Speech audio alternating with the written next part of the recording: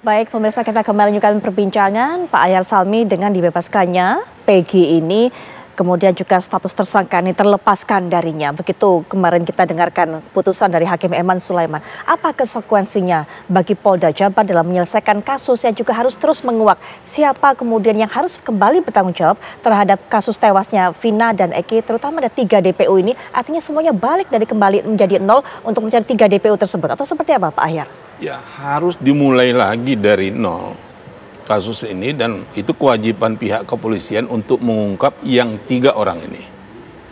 Paling tidak kan ada peristiwa tindak pidana ini tentang pembunuhan yang diduga juga ada pemerkosaannya. Ini matinya Vina dengan pacarnya itu kan tidak wajar. Tentu ada penyebabnya, ada yang membunuh tentunya, kecelakaan bukan, tentu ada yang membunuh. Yang membunuh itu tentu manusia, nggak mungkin yang bukan manusia yang membunuh. Ataukah binatang, hewan yang makan, lain persoalan kan, ini tentu manusia.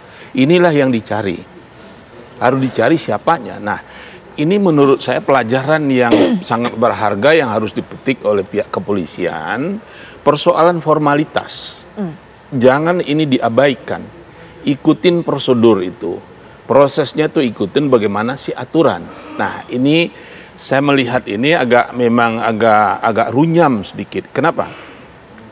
Yang saya dengar mungkin Bung Nicholas nanti bisa, yang sudah membaca putusan yang tahun 2000 terhadap yang ber-8 orang itu, apakah ada yang di dalam diktumnya ataukah di dalam pertimbangan hukum yang dikemukakan oleh pengadilan, PN, PT atau Mahkamah Agung, ini ada 3 buron yang harus dicari, 3 lagi yang diduga pelaku yang harus dicari. Kalau nggak salah di situ ada alamatnya. Jadi yang dicari itu nanti tentu harus sesuai dengan bunyi putusan.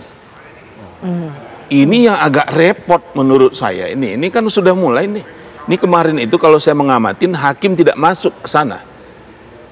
Kalau kita kan dalam istilah perdata itu persona standi in judicio-nya, tentang orangnya, status orang kan nggak dibahas kemarin. Ya.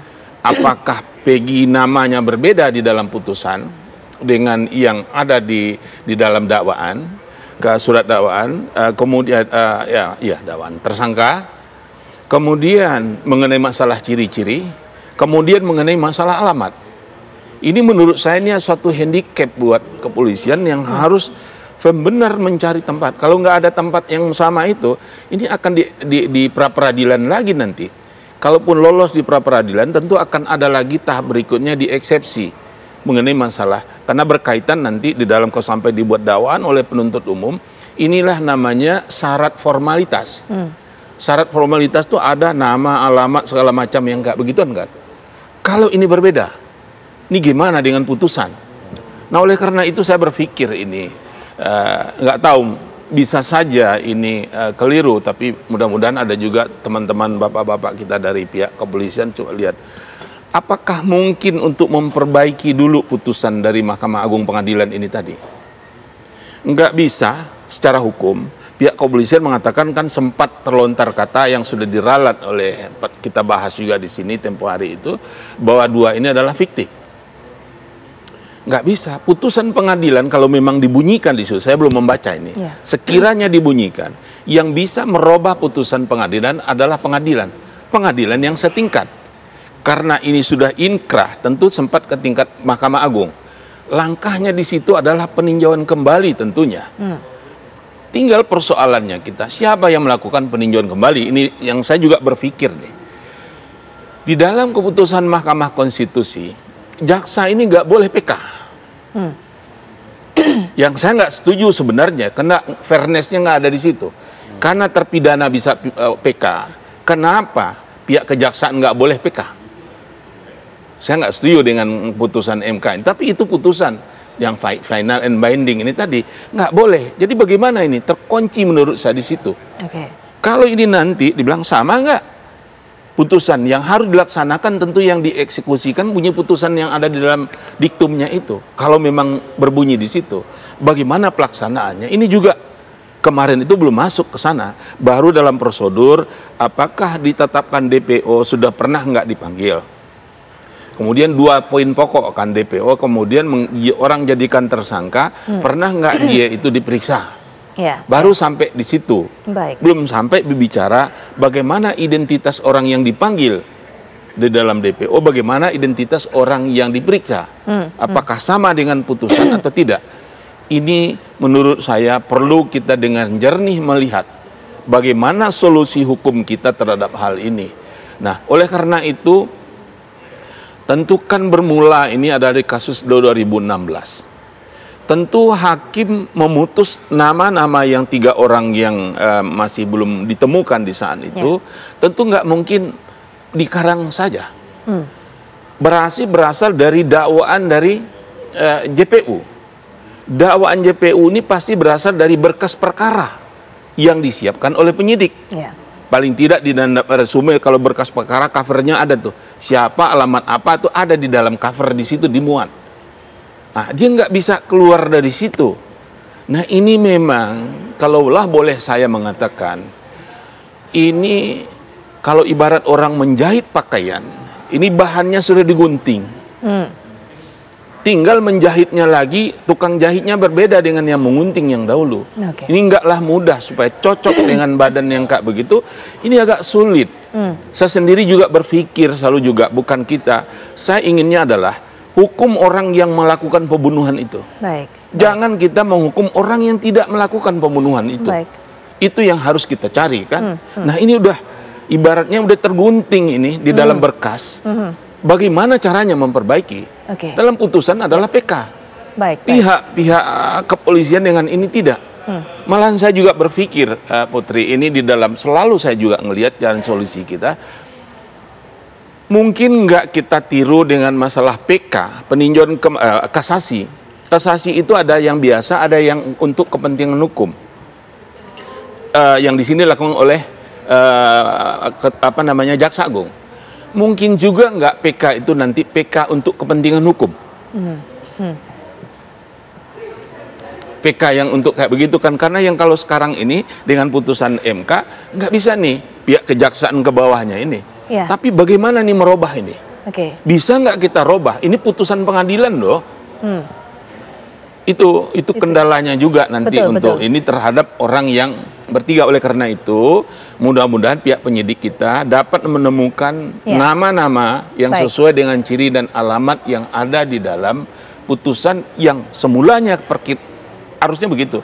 Bermula dari berkas perkara yang diserahkan tahap 1 oleh pihak kepolisian ke kejaksaan, jaksa membuat dakwaan, itulah yang diambil oleh pengadilan. Baik, Pak Ahyar. Nanti kita lanjutkan kembali, termasuk juga Pak Wahyu bisa berikan pandangan mengenai hal ini dan juga evaluasi yang dilakukan oleh pihak kepolisian. Tapi setelah jeda, kami sudah kembali. Pemirsa, Kapolri Jenderal Listio Sigit Prabowo menanggapi putusan dari pengadilan yang membebaskan Peggy dan juga mengabulkan gugatan dari Peggy Setiawan. Polri menghormati putusan dari hakim dan juga akan menindaklanjuti mengenai hal ini. Tentunya kan kita harus menghormati putusan pengadilan. Jadi saya kira tadi juga sudah disampaikan oleh Polda Jawa Barat ya, melalui Kabitumasnya. Untuk langkah selanjutnya tentunya akan menunggu hasil lampiran dari keputusan ataupun tembusan dari putusan tersebut supaya bisa ditindaklanjuti.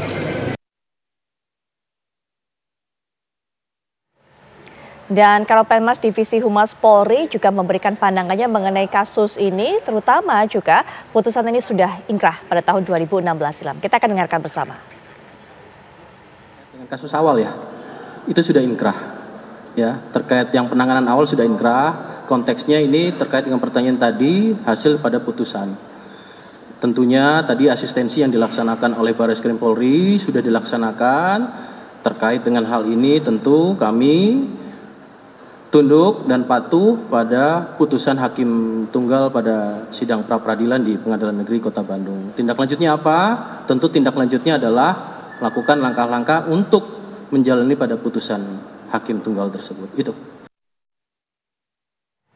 kita sudah mendengarkan tadi pernyataan dari Kapolri dan juga Karopenmas Penmas, Pak Wahyu sudah berada bersama kita di sini. Terima kasih tadi juga sudah sempat Zoom saat perjalanan menuju ke sini. Terima kasih sudah meluangkan waktunya. Pak Wahyu, mungkin bisa dijelaskan juga langkah-langkah pihak kepolisian berikutnya, karena kita juga di sini tadi sesuai dengan tema bahasan kami adalah melihat bagaimana kemudian pihak dari kepolisian ini melakukan evaluasi terhadap kesalahan prosedur yang memang secara formalitas ini salah, dan buktinya memang kemarin PG akhirnya dibebaskan dari hasil pra-peradilan kemarin. Silakan Pak Wahyu. Jadi terima kasih Mbak Putri. Posisi Kompolnas kan sebagai pengawas fungsional Polri, sehingga putusan hakim itu saya kira pertama harus dihormati jelas. Yang kedua itu harus menjadi pelajaran berharga. Karena kalau sampai Polri kalah di pra-peradilan, berarti ada sesuatu yang salah. Karena pra-peradilan itu kan memang suatu jalur yang secara yuridis dibenarkan, diakui, dan harus dilakukan ketika ada keberatan dalam prosedur yang harus dilakukan. Nah, Komnas punya dua catatan. Yang pertama tentu harus ada evaluasi terhadap penyidik. Kalau Mbak Putri ingat beberapa waktu yang lalu Komnas sudah mendesak untuk dilakukan audit investigasi penyidik ya. Itu sebetulnya kita ingin melihat sebetulnya ada masalah nggak ketika proses dulu. Nah, sudah dilakukan oleh Polri, kita sudah menerima hasilnya dan beberapa catatan yang memang tidak bisa semua dibuka di publik, tetapi kita sudah memberikan beberapa catatan. Salah satunya kemudian ada dari Mabes kan melakukan supervisi. Nah, tetapi pada faktanya kan tetap di pra-peradilan kalah, berarti masih ada sesuatu yang nggak betul. Tetapi kami juga melihat dari kemarin pertimbangan hakim itu ada poin-poin yang dalam pandangan Kompolnas harus ada juga evaluasi terhadap regulasi yang ada setelah Perkop berubah dari Perpol. Ini mungkin ada ahli hukum bisa menjelaskan, karena di situ ada salah satu amar putusan hakim tunggal yang mulia hakim itu kan menyatakan bahwa pembatalan dan tidak sahnya salah satunya karena tidak melakukan pemeriksaan pada calon tersangka. Karena ada istilah baru lagi, ada istilah calon tersangka. Setahu kami kalau ada yang ada hanya saksi, ahli, dan tersangka. Nah, ini kan menarik kalau ahli hukum bisa mengkaji. Artinya jangan sampai nanti dalam periode berikutnya akan ada masalah baru lagi. Karena kalau itu terjadi berarti semua calon tersangka harus diperiksa lagi. Ini salah satu saja. Tapi ada beberapa poin yang sekarang sedang kita diskusikan di internal kita, dan kita juga mengundang beberapa ahli-ahli hukum untuk memberikan masukan ke Polri. Tetapi selain ini penyidiknya juga harus dilakukan evaluasi. Karena waktu kami bertemu dengan Kapolda, kami kan ketemu dengan penyidik yang lalu dan penyidik yang sekarang. Ada beberapa catatan yang harus kami lakukan, dan saya kira ini pelajaran kita semua, Mbak. Artinya jangan hanya gara-gara kasus Vina lalu seolah-olah itu Polri nggak bisa kerja. Kan sekarang yang berkembang di netizen kan ini reputasi Polri jatuh, saya kira tidak seperti itu. Tetapi kalau ada kelemahan ya, ada yang harus diperbaiki ya. Tetapi saya kira ini menjadi tantangan dan menjadi catatan kita bahwa memang sekarang ini eranya semua orang sudah banyak yang mulai hukum, mulai terbuka. Saya kira ini ada PH juga saya kira memberikan catatan kritis. Saya kira itu harus kita apresiasi. Banyak masukan ke kita, terutama dari teman-teman luar negeri pun ada masukan ke kita. Ini unik di Indonesia ini, pra-peradilan live oleh beberapa televisi sampai berhari-hari. Ini kan hal yang luar biasa di Indonesia, dan kalau dalam pandangan kami itu hal yang positif, karena artinya tuntutan publik untuk keterbukaan itu semakin mengemuka. Nah, sehingga Kompolnas ini juga merasa semakin firm, karena sekarang Kompolnas juga dibantu oleh publik ya, oleh netizen untuk ikut mengawasi ini. Misi kita kan agar Polri itu profesional dan mandiri. Nah, profesional itu artinya bukan hanya sekedar pencitraan, tapi memang dalam implementasi. Kasus Peggy ini menjadi menarik. Tadi ada statement juga kan dari Bareskrim bahwa akan dilakukan lagi internal untuk melakukan evaluasi terhadap proses yang berlaku. Saya kira sah-sah saja itu dilakukan, sehingga bisa tahu kelemahannya. Jangan hanya berdasarkan kepada apa yang menjadi putusan hakim, tapi harus juga ditelisik di mana hulunya. Karena kalau kita nggak ketemu hulunya, persoalan ini akan muncul terus. Saya khawatir kalau ini dianggap hanya hal yang biasa, bisa saja nanti akan banyak kasus yang serupa. Nah, itu catatan kami, dan kami sekarang sedang secara intensif memang dengan berbagai ahli yang kita ajak diskusi juga untuk sembuhkan. Tapi statement Pak Ketua Harian Pak Beni Mamoto waktu awal itu sudah ada 2 yang mau diawasi. 1 regulasinya, 2 mengenai kinerja penyidik. Itu saya kira 2 ini harus kita ya. Baik, sebelum nanti Pak Ahyar juga bisa berikan pandangan mengenai regulasi tadi yang sempat diberikan atau diminta pandangannya juga oleh Pak Wahyu. Tapi Bang Nikolas, jika kemudian pihak kepolisian ini memperbaiki prosedurnya, dibuka kembali prosesnya kemudian, dan Peggy mungkin bisa dimintai keterangan kembali, bagaimana persiapannya? Ya, kalau menurut kami dari penasihat hukum Peggy, dengan adanya kasus Peggy, ini adalah ujian bagi kita semua. Bukan untuk kepolisian saja, tetapi jaksa, hakim, advokat, dan pemerhati hukum. Jadi ini ujian bagi kita semua untuk memperbaiki ke depannya. Kita betul-betul dalam mau menetapkan calon tersangka, itu betul-betul istilah Pak Kapolri, scientific crime investigation. Itu yang kita kedepankan, karena ini menyangkut hak asasi manusia. Termasuk juga adalah pembunuhan karakter terhadap seseorang. Nah, dengan adanya kasus Peggy ini, kita belajar. Ujian bagi kita untuk kita memperbaiki semuanya.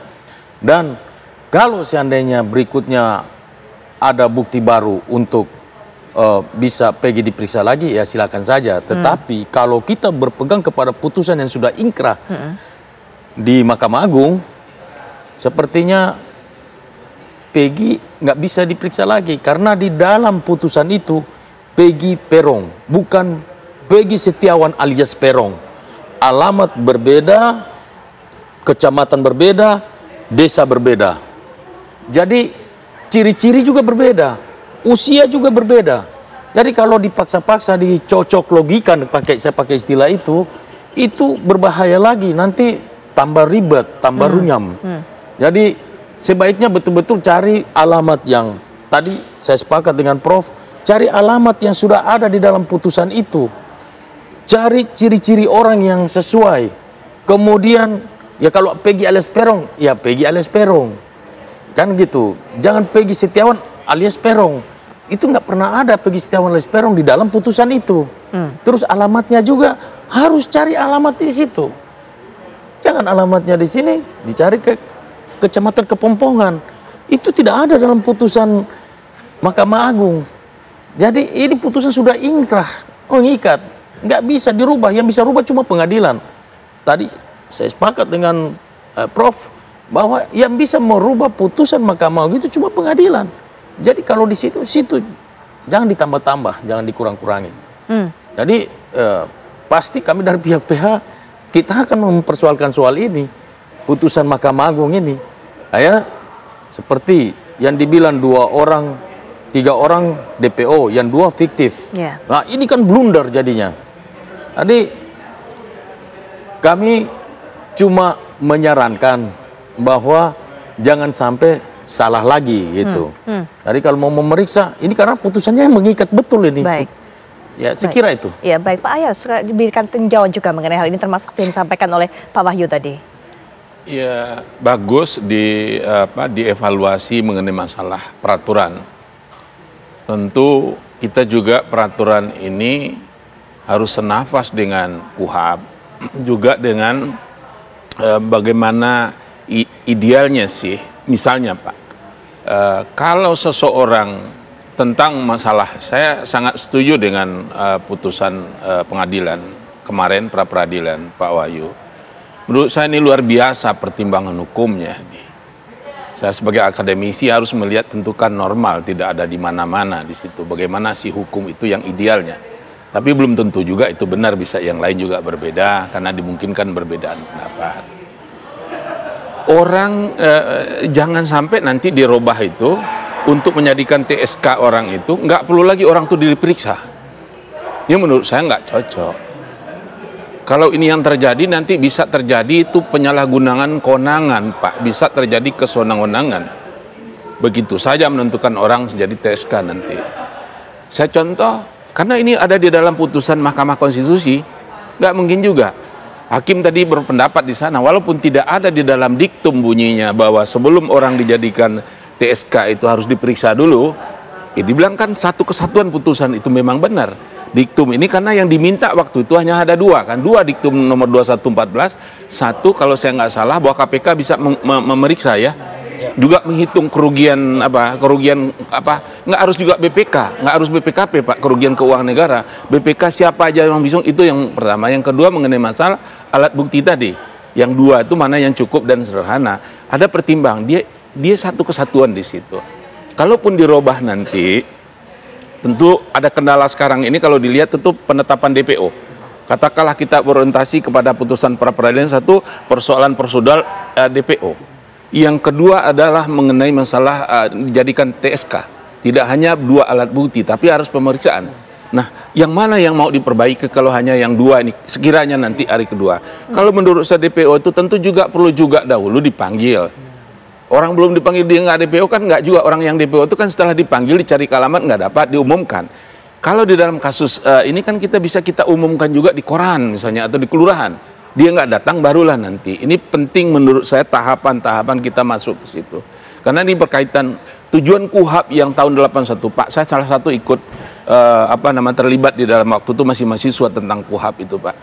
Yang mengomentar KUHAP pertama saya salah satu mahasiswa waktu tahun 82 Gemap Pancasila Maret 82 yang dikatakan karya agung. Saya bilang tunggu dulu, law in the book oke, law in actionnya ada nggak? Ternyata banyak kekurangan sekarang.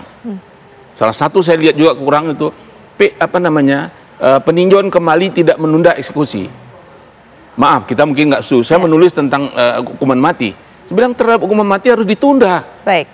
Nah, ini enggak. Jadi ini jangan nanti misalnya harus juga dipanggil dulu barulah DPO. Tetap menurut saya itu. Yang kedua yang dijadikan ini mungkin istilah terminologi tadi, kalau saya menafsirkan, ini penafsiran ya, itu maksudnya kan diperiksa sebagai saksi dulu awalnya Pak. Kan dari sana kan. Nah, inilah saksi-saksi itu pada umumnya kan enggak selama ini terjadi juga dalam praktek calon TSK juga kan Pak. Periksa dulu. Nah, ini penting menurut saya diperiksa. Setelah diperiksa dia dengar kayak begini sejauh mana nih? Orang tertangkap tangan aja kan diperiksa juga dulu. Tangkap tangan. Itu nggak harus ada surat penangkapan. Perintah penangkapan nggak harus tertangkap tangan. Kan diperiksa.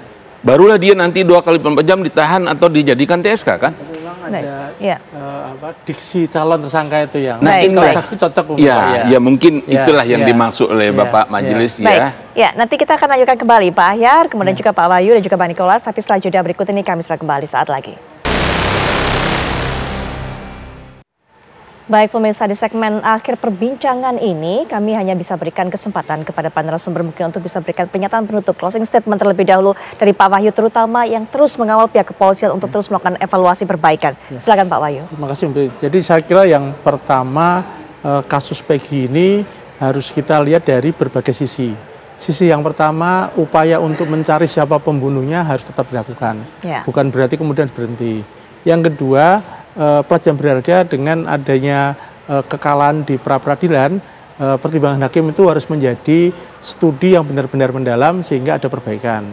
Lalu yang ketiga, kalau ada kelemahan di penyidik harus ada juga sanksi.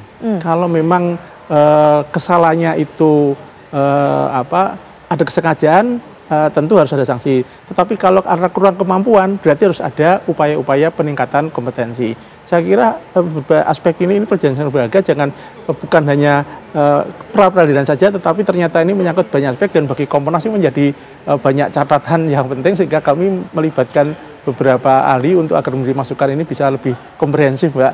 Dan kami apresiasi dengan Pak Kapolri maupun dari pihak Jabar yang begitu putusan langsung menyatakan siap menghormati. Jadi nggak ada defend, kecuali kalau kami kemudian membantah sebagainya kan berarti persoalan lain. Tetapi mengakui, tetapi juga ada kesadaran untuk perbaiki. Saya kira Komnas juga harus mengapresiasi kepada sikap Polri yang mau meningkatkan dan memperbaiki kelemahannya. Mengakui kelemahan itu bukan hal yang mudah, dan itu sudah dilakukan. Terakhir Bapak Kapolri sendiri menyatakan, saya kira itu harus kita apresiasi. Jangan kemudian mohon maaf dibully lalu ada statement ini Polri nggak profesional, ini Polri. Saya kira ini kan milik kita semua. Saya kira milik kita semua. Kepada pihak juga terima kasih, kepada para akademisi yang memberikan, kita juga terima kasih. Ini pelajaran, jangan sampai terjadi lagi. Artinya ini jangan hanya dijadikan sebagai suatu cerita, tapi jadikanlah suatu momentum untuk perbaikan pelaksanaan proses hukum di Indonesia. Baik. Berikutnya Pak Ahyar, silakan Pak. Kita jadikan pengalaman ya putusan pra peradilan, tapi bukan berarti kasus ini dihentikan. Maksud saya untuk mencari siapa pembunuh yang sebenarnya. Betul. Tentu langkah pedoman pertama yang perlu dilakukan oleh pihak kepolisian adalah putusan dari pengadilan yang sudah inkrah di Mahkamah Agung. Sekiranya ada yang berbeda dari itu, ini yang harus dipikirkan. Itu yang saya katakan tadi, idenya saya, bisa nggak kita PK dulu untuk menganulir itu tadi. Cuman bentuk PK-nya apa? Karena MK, Mahkamah Konstitusi, tidak boleh jaksa untuk PK terhadap putusan yang ada. Nah itu yang saya kemukakan tadi, apakah mungkin kita create peninjauan kembali untuk kepentingan hukum. Demikian. Baik. Terakhir juga mungkin Bang Nikolas. Dengan adanya putusan pra peradilan terhadap Peggy, ini bukan soal siapa menang siapa kalah. Di sini nggak ada yang menang, nggak ada yang kalah. Tetapi keadilan ditegakkan di sini. Dan kita belajar dari kasus ini, lebih nanti ke depannya kita lebih berhati-hati lagi untuk menjadikan seseorang tersangka. Jadi bukan pihak kepolisian aja, tapi jaksa, hakim, advokat, dan pemerhati hukum juga. Jadi ini pembelajaran buat kita semua. Saya kira itu. Baik, apa kemudian langkah-langkah berikutnya kalau tadi sudah dikatakan akan melakukan gugatan perdata, ganti rugi dan sebagainya. Apa yang saat ini sedang digodok oleh para pengacara atau kuasa hukum ini? Nah, kita tentu bersama-sama dengan tim penasihat hukum Peggy yang lain, kita pasti akan meminta rehabilitasi nama baik dia, terus kemudian meminta ganti rugi selama dia di dalam penjara, dan kemudian berikutnya adalah kita pikir kita minta supaya di dalam gugatan itu supaya ada perbaikan-perbaikan yang harus diperbaiki untuk kedepannya nanti, sehingga kasus ini tidak akan terulang lagi. Baik, dan dorongan moral, dukungan moral juga selalu diberikan kepada Peggy. Ada mungkin Peggy menyampaikan apa yang ia inginkan tentunya setelah bebas ini kepada pengacara, apa keinginannya? Peggy cuma bilang bahwa dia mau dia sekarang ini dia pulang, dia mau menikmati suasana bahagia bersama keluarga. Kemudian yang kedua, dia ingin bekerja untuk menggenapi cita-citanya, yaitu membahagiakan orang tuanya. Dan yang ketiga, dia ingin membangun masjid. Katanya mau bangun masjid kemarin dia ngomong. Baik. Pak Nikolas, terima kasih sudah meluangkan waktu bersama kami dan juga memberikan tadi informasi kepada kami langkah-langkah apa yang sudah direncanakan berikutnya. Pak Ahyar, terima kasih sudah memberikan pandangan-pandangan, termasuk tadi juga apa yang diberikan atau dipertanyakan juga oleh Pak Wahyu. Pak Wahyu juga terima kasih sudah memberikan informasi bagaimana langkah Kompolnas untuk terus mengawal perbaikan dari institusi Polri.